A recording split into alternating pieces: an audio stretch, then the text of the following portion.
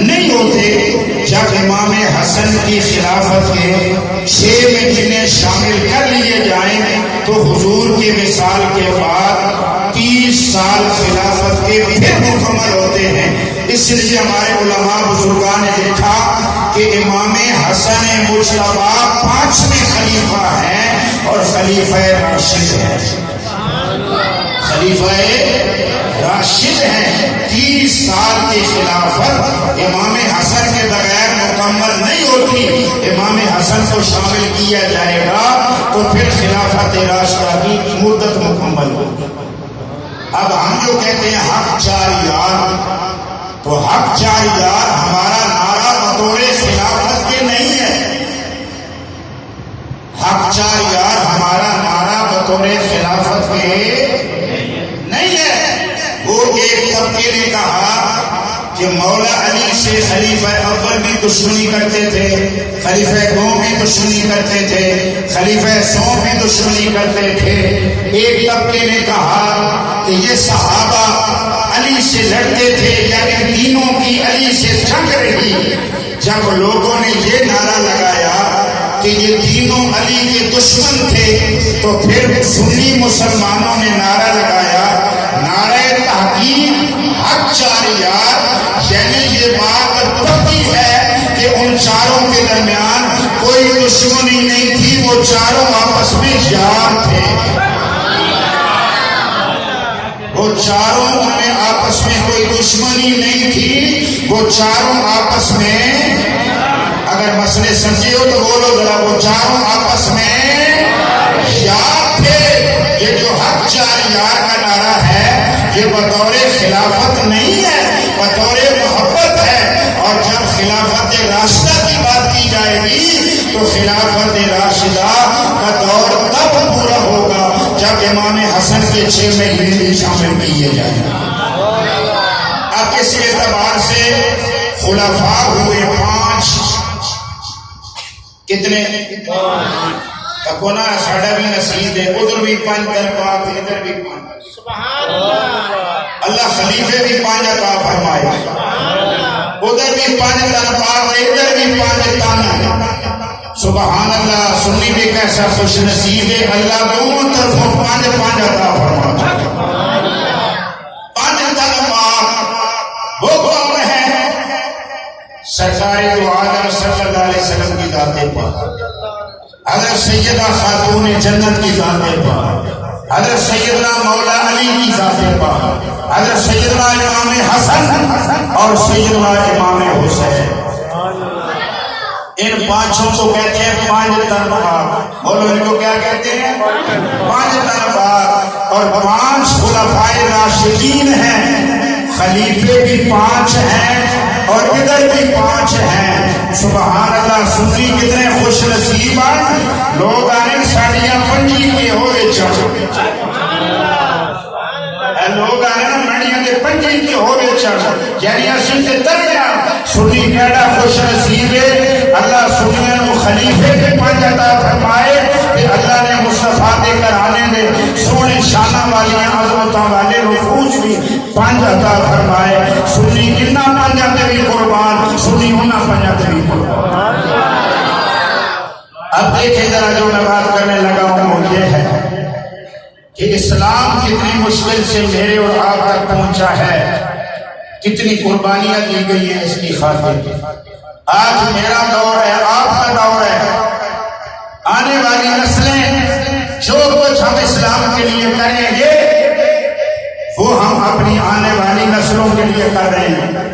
اگر سستی دکھائیں گے آنے والی نسلیں بھگتیں گی، اگر ہم اپنی ذمہ داریاں پوری کر کے جائیں گے آنے والی نسلیں اسلام کے دامن میں پھلے پھولیں گی۔ اپنی تاریخ پہ نظر دوڑائیں کہ کتنا مشکل دور اسلام پر گزرا ہے۔ خلیفہ دوم بھی شہید ہوئے، خلیفہ سوم بھی شہید ہوئے، خلیفہ چہارم بھی شہید ہوئے، خلیفہ پنجم بھی شہید ہوئے۔ امام حسن مجتبی کو زہر دیا گیا اور زہر کی وجہ سے امام حسن مجتبی شہید ہوئے تو 4 خلیفے شہید کر دیے گئے۔ تو آپ نہیں سمجھ سکتے کہ جب خلیفہ دوم کی شہادت ہوئی ہوگی اس وقت مسلمانوں کا حال کیا ہوگا، جب خلیفہ سوم کی شہادت ہوئی ہوگی اس وقت مسلمان کتنی مشکل میں ہوں گے، جب خلیفہ چہارم علم و حکمت کے منبع جناب مولا علی کی شہادت ہوئی ہوگی اس وقت امت کا کیا حال ہوگا، جب حسن والا حسن دنیا سے گئے ہوں گے اس وقت کیا عالم ہوگا۔ اسلام پسندوں کو مشکل سے گزارا گیا، پریشانیوں سے گزارا گیا، یہودیوں نے تالیاں بجائیں، عیسائیوں نے کھٹورے پیٹے، ہم نے محمد کے دین کو کمزور کر دیا، اب محمد کا کلمہ ختم ہو جائے گا، محمد کا کلمہ پھیلانے والا عمر ہم نے شہید کرا دیا، عثمان کو شہید کرا دیا۔ دشمن جب شادیانے بجانے لگے تو اللہ نے کائنات کو دکھایا ہم نے اسلام کو غالب کرنے کے لیے بھیجا ہے، اسلام مغلوب ہونے کے لیے نہیں آیا۔ چاہے ایک ایک شہید ہو جائے مصطفیٰ کا دین کبھی مدھم نہیں پڑے گا، جو جو وقت گزرے گا مصطفیٰ کے دین کی روشنی پھیلتی ہی چلی جائے گی۔ لیکن دیکھیں ذرا، خلفائے راشدین ہوں، اہل بیت اطہار کے نفوس ہوں، انہوں نے اپنے جانیں دے کے بھی کلمہ بچایا، اپنی جانیں پیش کر کے بھی قرآن بچایا ہے، اپنی جانیں فدا کر کے بھی اسلام بچایا ہے۔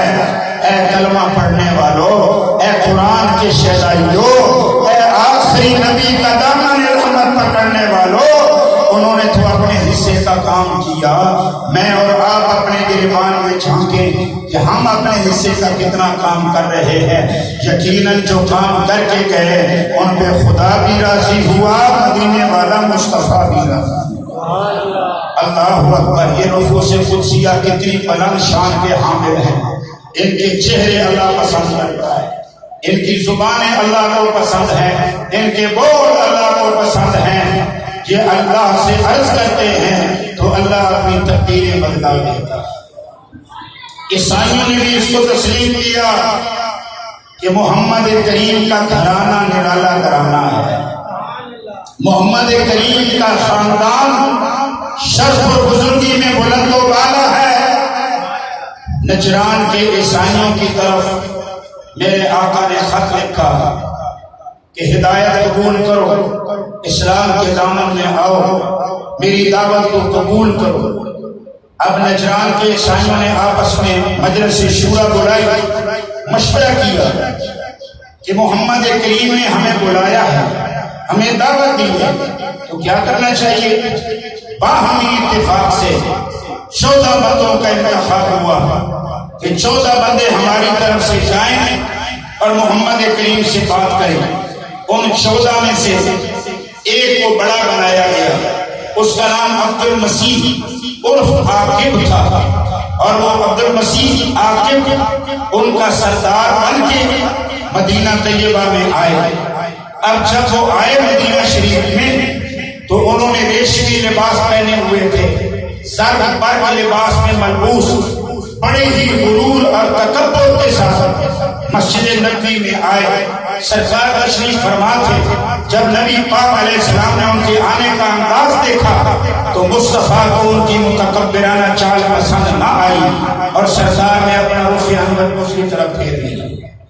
حضور نے دیکھنا بھی پسند نہ کیا، انہوں نے بڑی کوشش کی کہ آپ ہماری طرف متوجہ ہوں، مگر آپ نے دیکھنا بھی پسند نہ کیا، حتیٰ کہ انہوں نے اپنے طریق سے اپنے قبلے کی طرف اپنے طریق سے عبادت کرنا شروع کر دی۔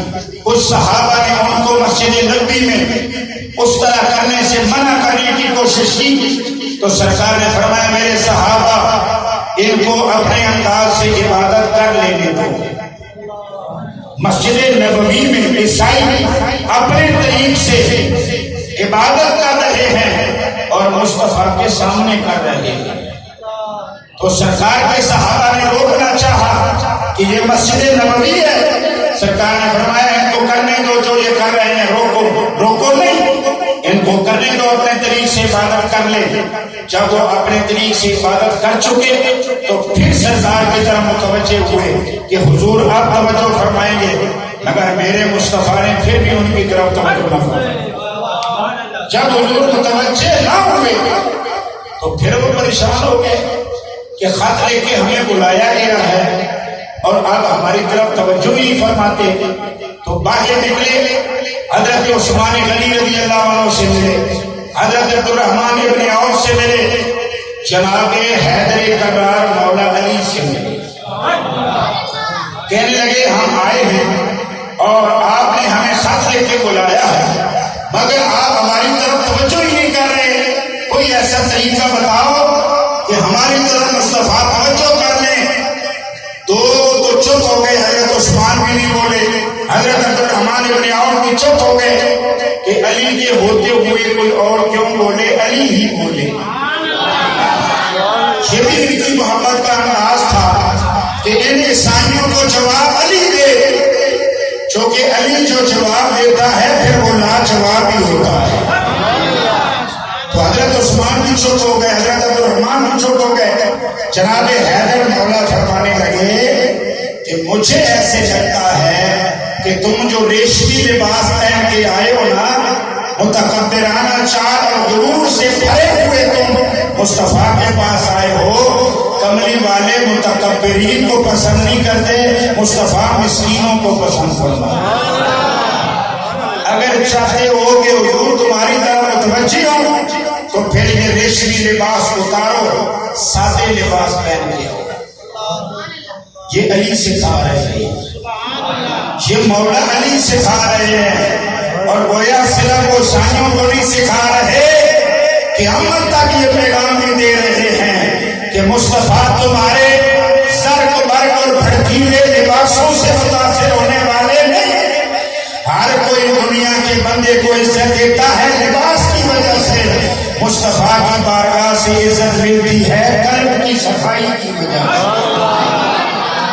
چاہے کپڑے تمہارے پاٹے پرانے ہی ہوں لیکن اندر کی دنیا میں خدا بھی بس رہا ہو, مصطفیٰ بھی بس رہا ہو, تو تم امیر ہو.